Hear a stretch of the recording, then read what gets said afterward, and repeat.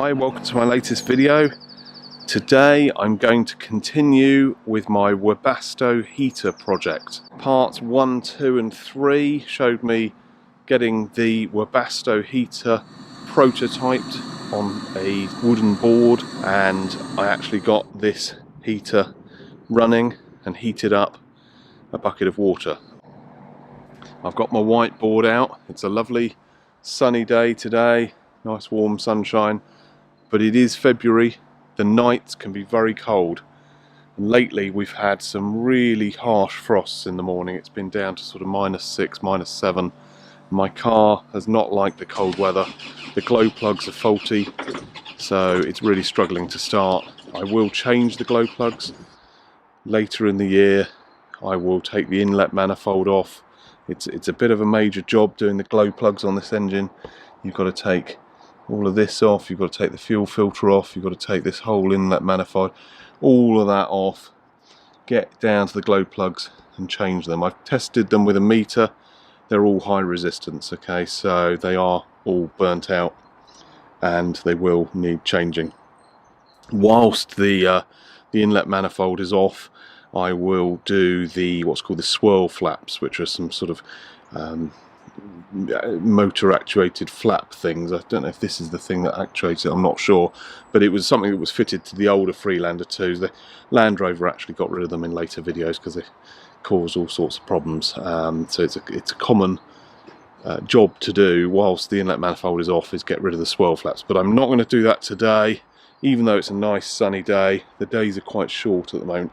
I will save that delight for a nice sunny spring day where the evenings are quite light as well. Actually, I can get a much longer day's work on the car. But we are still in winter here in the UK. The nights are cold, so I thought, what better reason than that to get on and fit my Webasto.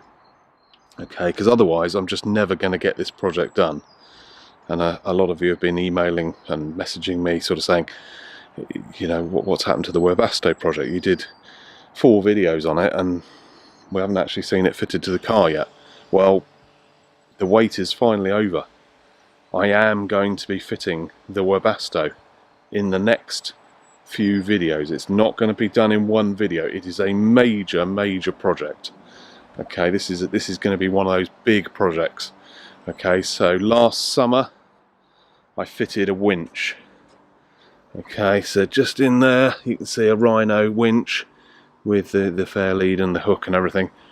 That was a big project. That was 5 videos, each one about an hour long, and it took me most of the summer working on that.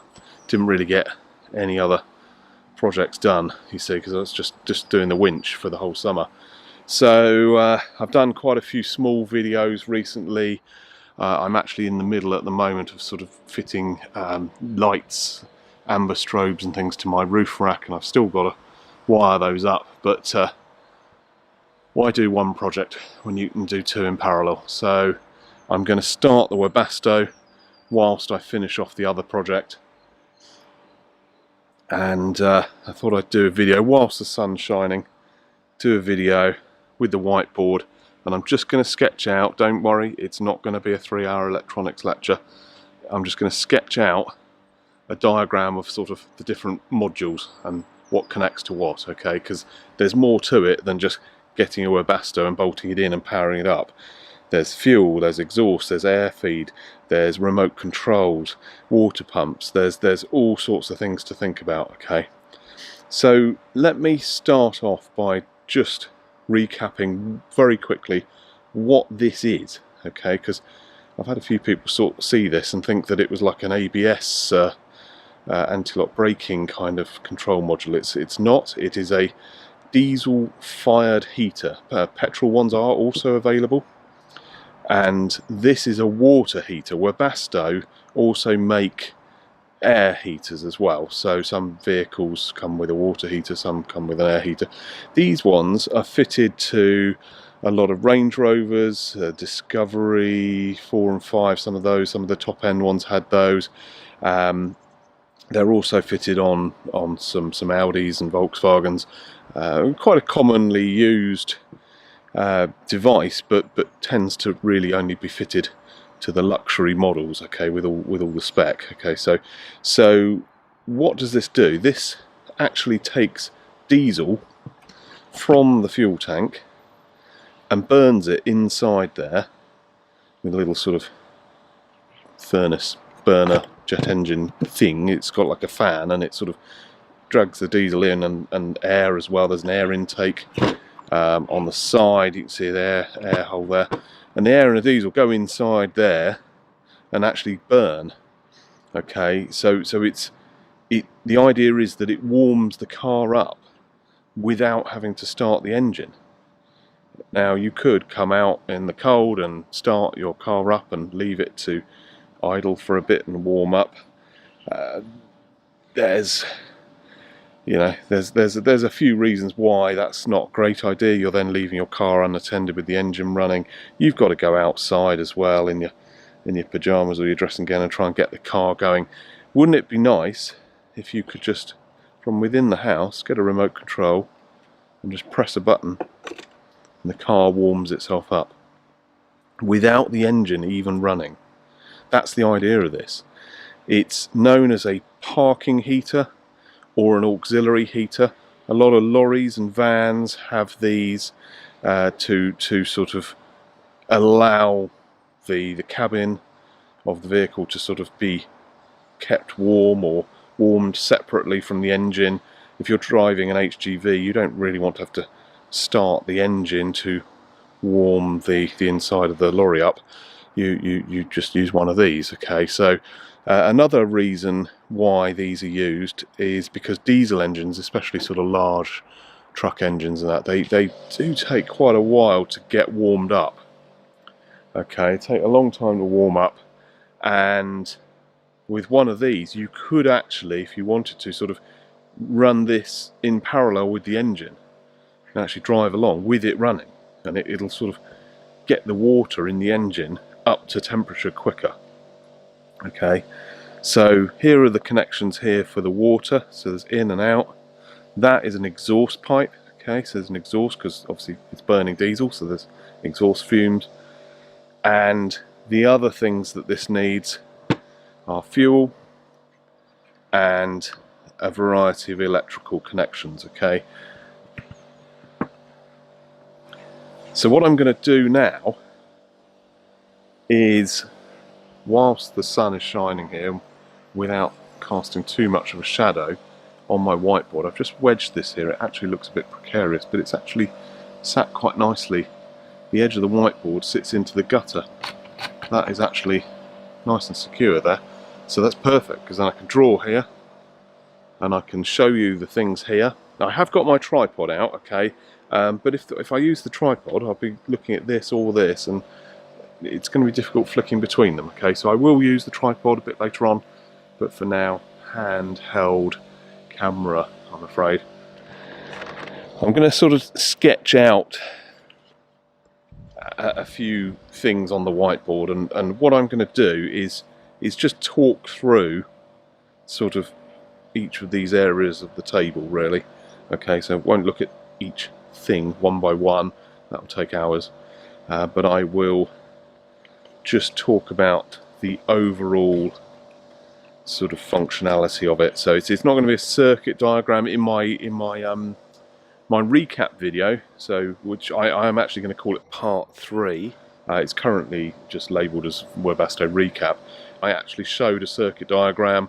I will show that on the screen now, and that shows the actual sort of electrical connectivity of everything. But what I'm going to draw out now is a more of like a sort of system diagram. Okay, so it's just showing the physical parts of the system. So I will show how things sort of connect, but not down to a sort of circuit diagram type of level. So let's start off now. There is a shadow here, I'm afraid, because it is sunny, but can't complain, it could be raining. So let's start off. Now, what I want to do is I want to show the, I'm going to make a sort of like a control box, like a central control module, and I'm going to kind of try and put that like in the middle, because that's really where all the connections come out from to connect to everything else. Okay, so that's a sort of a box, and I have a box here. We'll look at that in a moment, more detail. Okay, and we have the Webasto heater. Okay, so I'm going to put that over here. Okay, so that is the Webasto, right? And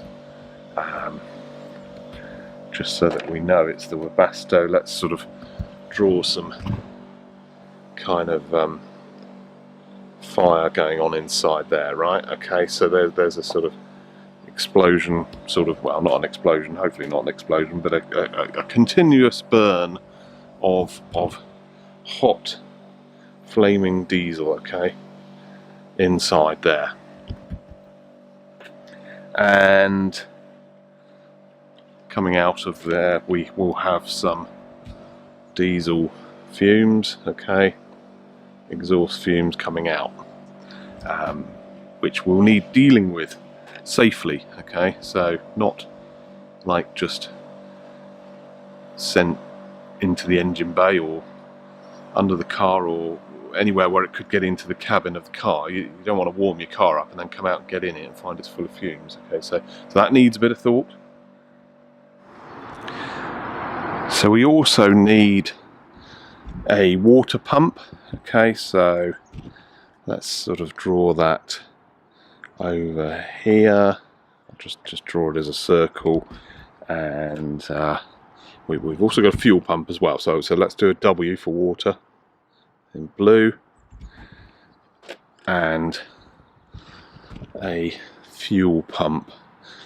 Now let's put the fuel pump over here, okay, and we'd put a F for fuel. Okay, so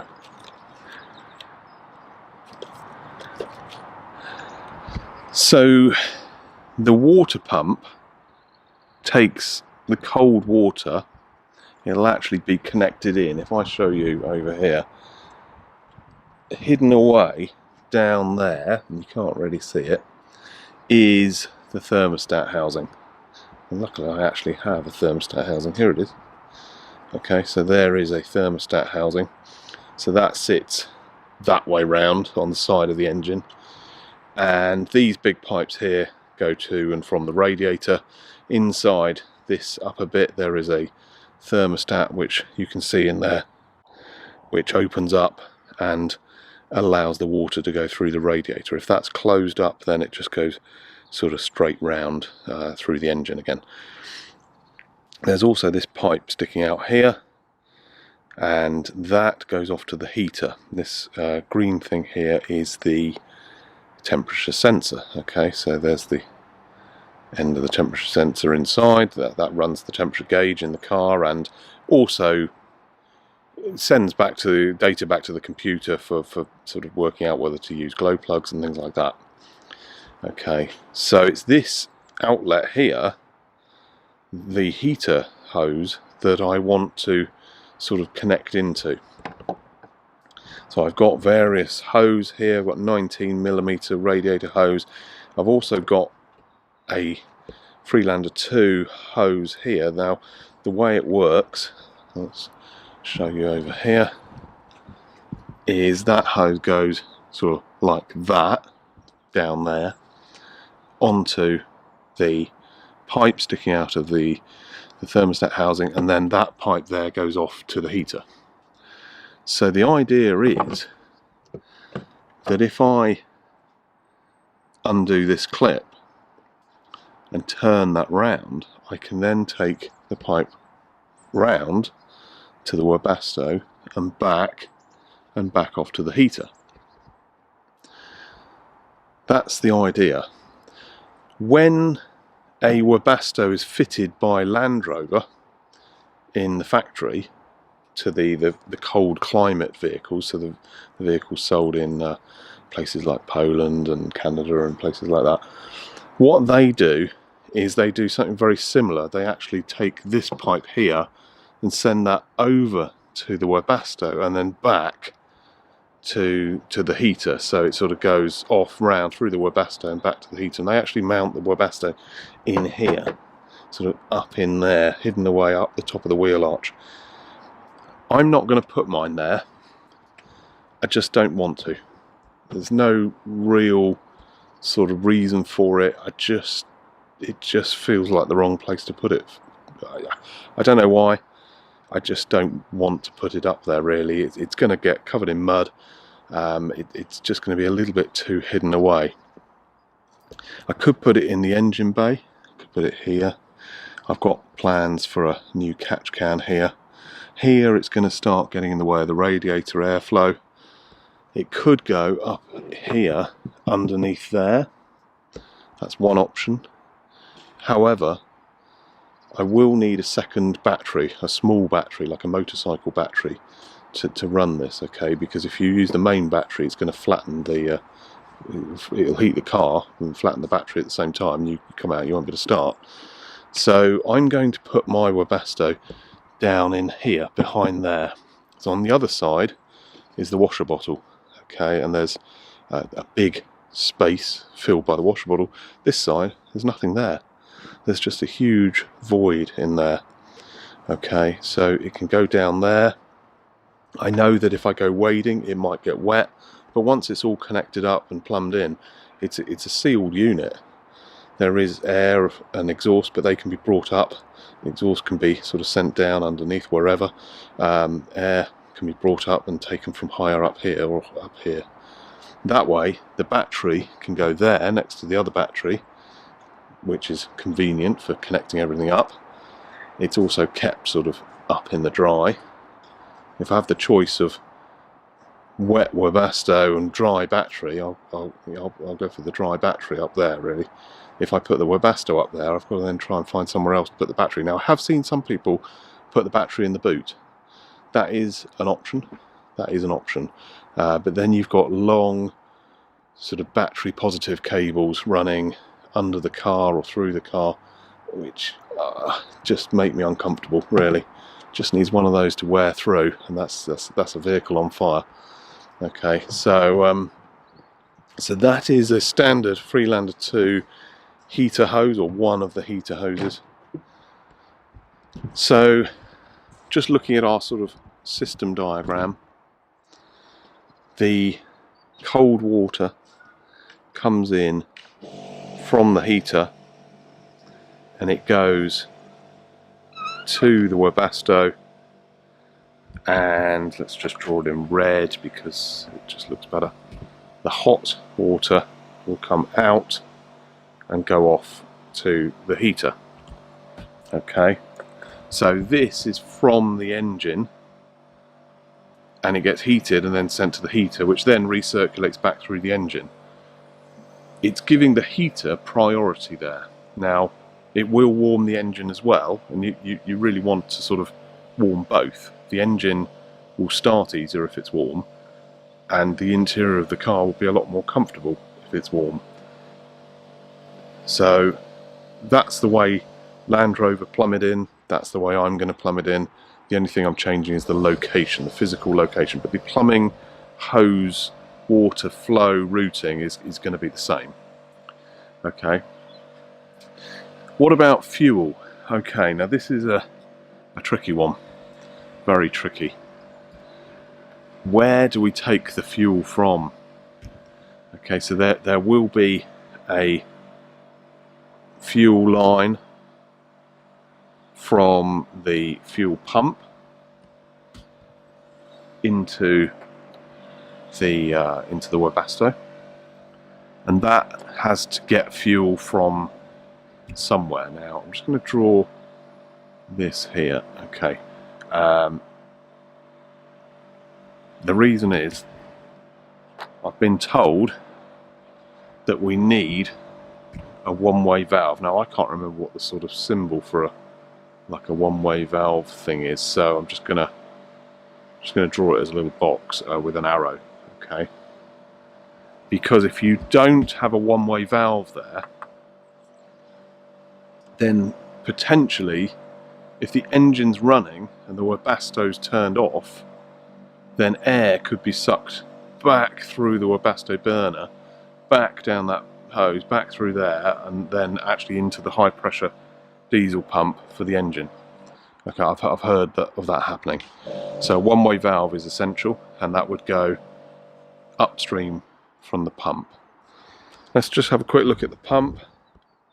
Okay, so that is the pump. That is a genuine Webasto. It's called a DP40, I think is what it's called. You can get cheap Chinese equivalents, but I've heard that the fuel delivery rate is not as good as a genuine pump.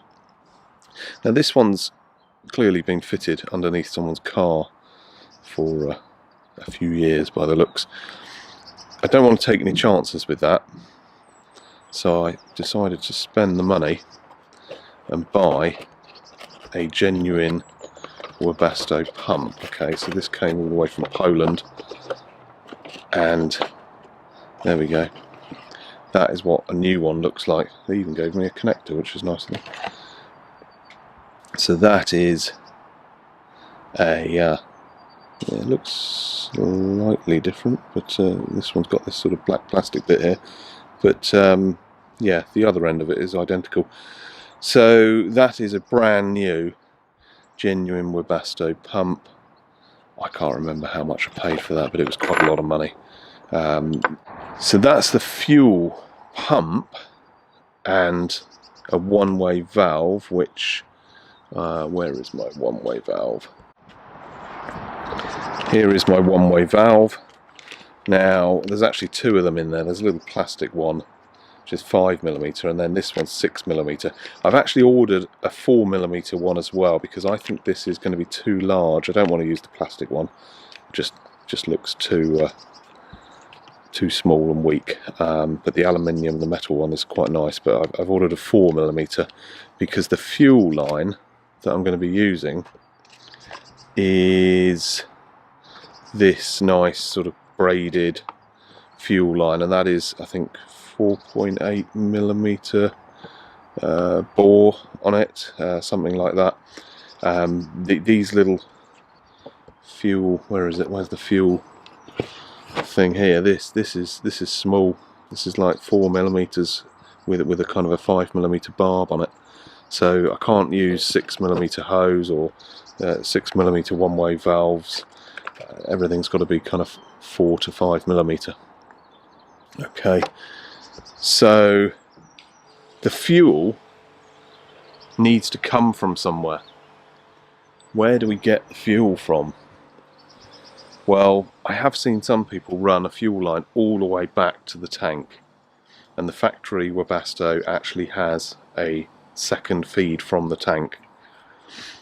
One idea I've had is to tap into the fuel lines here. Okay, so we've got to be very, very careful. These are the low pressure fuel lines that come in, these lines here. So this is the feed from the tank, that's the return to the tank.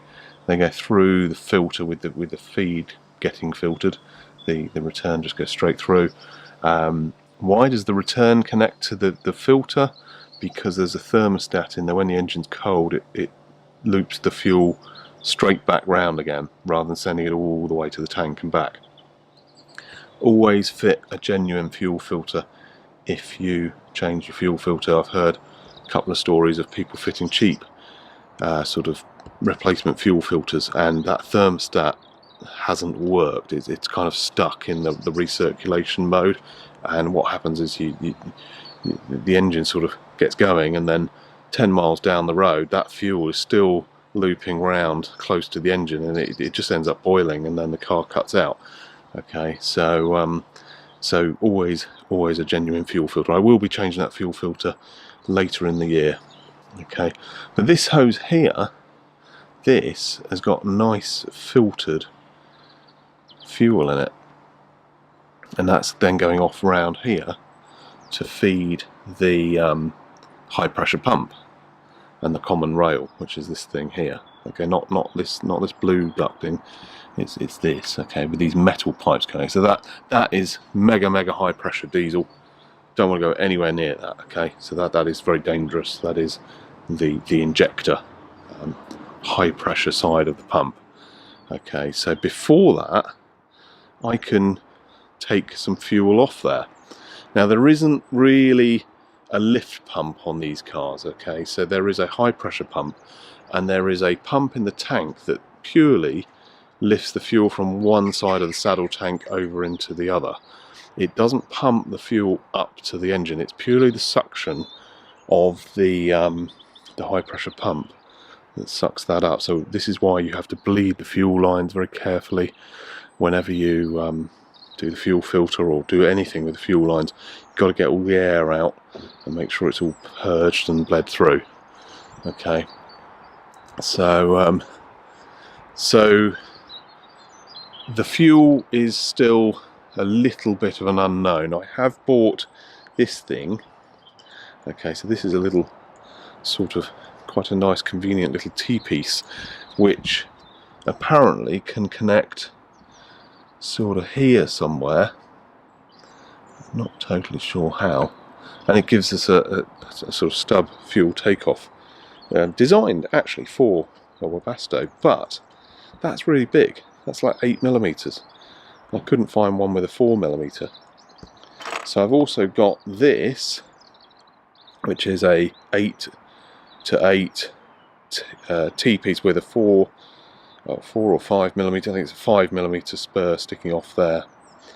That's probably what I'll use, and I've actually bought a second-hand fuel hose here just so we can see how it all works. Okay, so that one goes kind of like that. So let's just offer that up to the engine so we can see exactly how that goes. So that's like that. Okay, this sensor here is not sure. It might be fuel temperature, maybe. Can't be fuel pressure. Yeah, looking down in there, there's a little thermistor. So it's fuel temperature. Okay, so that's fuel temperature sensor. And then that sort of goes round there. Now this is actually just, you can see there, it's just clear plastic hose in there. It's got this kind of almost like sort of silver rubber, like sort of gaffer tape type coating on it, which is presumably to reflect heat, like a sort of heat proof sleeve, and then you've got your cotton braid. So I could cut into this somewhere up here or here, or even on this long straight bit here, and take a fuel line across to the Webasto via the pump and the one-way valve. Now it doesn't need a separate fuel filter, because if I use that hose, that's downstream of the main fuel filter, so the fuel is then filtered already, and then it can come in through our one-way valve, through the fuel pump into the Webasto. Now you can actually see the sun is setting, so I need to speed up a bit on this.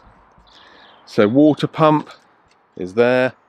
That's what the water pump looks like. It's just got an in and an out 12 volts, nice and simple. And what else? Air. So we need an air. So I don't know what colour to use for air. Let's just use yellow for now. And there is an air feed that comes in, and that needs a sort of filter thing on it. That does need an air filter. Okay, so I have bought some ducting here. It's just plastic ducting. It's the sort of non-split what do we call it? Like sort of concertina type ducting there. And I've just got a little air filter that can go on the top there. Doesn't need tons and tons of air, but that should work fine. Okay, so that's air and water and fuel. Right, what else? Electrics. Okay, so electrics, we need another battery. Let's draw another battery over here with a sort of minus and that goes off to ground, and then a plus, which I'll draw in red, and that plus needs to power our control box. Okay, so this control box will have a number of things in it. Okay, so that will have the remote control unit. So I've got a little kind of remote control receiver with the key fob that will receive. So let's draw. I'll tell you what. Let's draw that as a little black box thing here with a like an aerial kind of receiving. Okay, so that's R for receiver. Okay, and we'll draw a key fob now. Key fob with sort of 2 buttons on it, and that bing bing bing bing bing sends radio waves from inside the house, and this then turns on the water pump. Okay, so we need a electrical connection to our water pump, and also sends a data signal. Now let's use purple, what's called W bus. All right, so W bus is the communications protocol. Okay, that it sends to the Webasto. So it has to send a command to start and to stop as well. Okay, so you can't just sort of switch it on. It has to be told to power up. It then goes through its kind of warm-up cycle, and then eventually gets going, and then when it cools down, it doesn't just turn off, it just goes into a sort of cooling down process. Okay, so that's our W bus. Let's just actually write that on here. It's called W bus. Okay, W bus, and that is the Webasto sort of comms link. Okay, so the receiver sends a W bus, and that is actually this yellow wire here. Okay, so you've got plus, minus, yellow. I think that's minus, that's plus, yellow, and then there's a blue wire. So the blue wire it just goes high when it's on. Okay, so the blue wire, when it's running the Webasto, it goes to 12 volts. Okay, so that could be used to run the water pump. The water pump can be run from the Webasto unit. You can do it either way. Okay, so that could be run from there if required. Okay, so in here I'm going to bring that into a sort of a relay, and I think it'd be better to actually control the water pump from this control box rather than letting the Webasto do it, because the Webasto's sort of got enough to worry about already, trying to burn that diesel and get its communications and everything else. If we try and run a water pump from it, then it's just going to be even more electrical current going to the Webasto. So there is going to be a 12 volts feed. Okay, I'm not going to draw the ground wires, it'll just make this diagram too messy, but there's 12 volts and the signal to start, and then you've got the water connections and the fuel connections and the air and the exhaust coming out. That then runs, that fires up, water pump's running, and the fuel pump is then driven by a third wire, okay, which is here, which comes from the Webasto. Okay, so that is fuel. Okay, and that doesn't need a relay. Okay, so it's just unnecessary. The Webasto has enough current available to connect directly to the fuel pump. Okay, so running out through a relay, it would still work, and I did actually wire it that way around in my prototype, but it just wasn't necessary. I think that's pretty much it. There is one other thing, okay, and that is the heater blowers inside the car. So let's use another colour here. Let's just use brown. Okay, so inside the car is a fan. Okay, so it's not a very good fan. Okay, there's a fan. Okay, spinning round, and that is that's the blowers that you turn on in the car when you want to heat the inside of the car up. But of course, you're inside the house, and you can't go to the car. If you've got to go to the car and turn the blower fans on, you might as well start the car up with the key. So the idea is that this is all automated. So you press the button, that's all you do. Okay, so these fans really need to be turned on. If this water here is getting hot, the water going through the heater, so let's just show that water going through. There's a sort of heater matrix, and that has sort of hot water going into the heater, and probably hot water coming out of it as well. Actually, it'll be slightly less hot, but that will then go on to the engine. So we need a way of turning that fan on. we need to sort of override the climate control system. So the way I do that is with a sort of like a changeover relay. Okay, so this is the normal, normal. That's the normal connection. So if the relay, you put a changeover relay there, that's the usual car works it out climate control type of setup. But we could then have another wire which is like 12 volts, so it is told to switch to 12 volts. Okay, so the wire would actually be probably the trigger on the relay rather than the other connection, because that would just be 12 volts. That could just be connected to here. Okay, so let me just redraw that slightly because that's a bit confusing. So that one would be the relay coil, and then that will be the 12 volts. Okay, so that'll go up to there. That is it.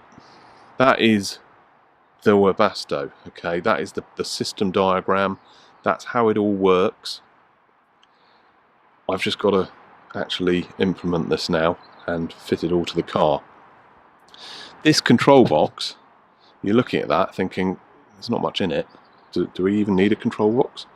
Well, it is really sort of a bit of a junction box. Okay, so there are relays. So this relay here could be put in that box. You've got a relay for the water pump, you've got the receiver, and I'm also going to fit a sort of control panel here with what have we got there? Voltage, current, and some LED lights. This was taken from the prototype that I built. And I've also got a temperature readout here, temperature display with a probe, so I can use that to see if it's warming up. Okay, various relays and connector blocks. Those are like relay sockets. I don't know if I'll actually use those. Fuses, very important. Everything must be fused. Okay, there's a lot of current involved in all of this. You've got the water pump, you've got the Webasto itself, and the Webasto draws, it's like 20 amps or something like that. So that does take me neatly onto the other thing that I need to mention, that's battery. This battery can't be the main car battery, really, because it'll just flatten the main battery. So this is a second battery. I don't have that battery yet. It'll be a small sort of motorcycle battery, and that will probably go underneath there somewhere under that scuttle. There's a space under there. So this will be the bigger battery here, which is the main car battery. Okay, and that's the one that's used to like start the car and run the car. This one is purely for the Webasto. So I can't really just kind of connect that to that battery, because what will happen then is that when I start the car, it will flatten this one as well, and when I run the Webasto, it will flatten this one. I want to keep them separate, so I need a thing Okay, so I need some kind of device which it's almost like a one-way, almost like a giant diode really. It will charge this, back it up when the car is running, but when you're starting the car it doesn't draw power from this one. It's not quite as simple as that, because I don't want to flatten this one. If that was just a diode, it would flatten this, it would draw power from this to run the Webasto. I need to sort of have a kind of like an active switch thing. So that thing is this. Okay, so this is what people with caravans use. It is a smart battery isolator. Okay, so when the main battery goes above 13.3 volts, it starts to recharge the small battery. And then when the main battery drops below 12.8, it stops charging, it stops drawing power out of the main battery. That ensures that the main battery has enough juice left in it to start the engine. And what it means in the real world is it only recharges this when you're driving. So you get the Webasto going with that one, you start the car with that one, and then once the car's running, the voltage of the main battery goes up, it will start recharging that. That's what's supposed to happen. Okay, so people use them for caravans and trailers and things where if you've got like a second battery, like a leisure battery, for camping or caravanning, it then sort of keeps your fridge or whatever you've got in your caravan, cool box or something, keeps that sort of separate, but not left to go flat. Okay, so it will charge it, but only when the time is right. Okay, that is it. That is it. Lecture over. Sorry that went on a bit longer than I wanted, but there's a lot to talk about here. All of this lot, apart from the pens, are going to be fitted to the car. This is just kind of like one of those projects where I'm just looking at the engine bay thinking, where do I start? Where do I start? Because this is going to be a big job.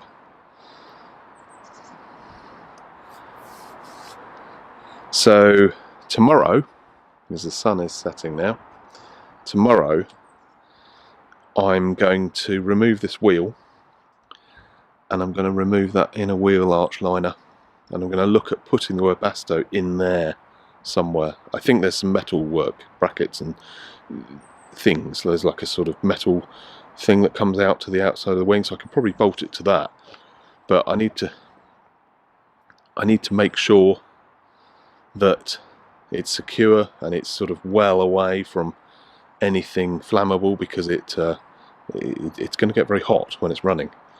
Okay, so there's another reason to kind of get it out of the engine bay, sort of out of the way, really. Yeah, it's a difficult one, but I have given this a lot of thought. I've got the Webasto there, the fuel pump and the water pump will go down in there somewhere like up against the sort of side of the engine bay. Fuel into here, water into the thermostat, air coming up kind of here somewhere to a little filter. Exhaust will probably kind of come out down the front of the car, kind of coming out frontwards, because don't forget the car probably won't be driving along when the Webasto is running, and even if it was, it doesn't really matter if it kind of comes out frontwards. But the fumes need to be pushed away from the car. Okay, so don't really want it just pointing straight down underneath, because it's just going to end up sort of sitting in a puddle of fumes. So yeah, and then the battery up in here, extra battery with that relay thing. The control box, I have no idea where I'm going to fit that. Absolutely no idea. I really don't know where that's going to go, but it needs to be kept dry. So probably sort of up over there somewhere, maybe up the back there. And I wire it all in, and then we'll press that button and see if it works. Right, I will carry on tomorrow.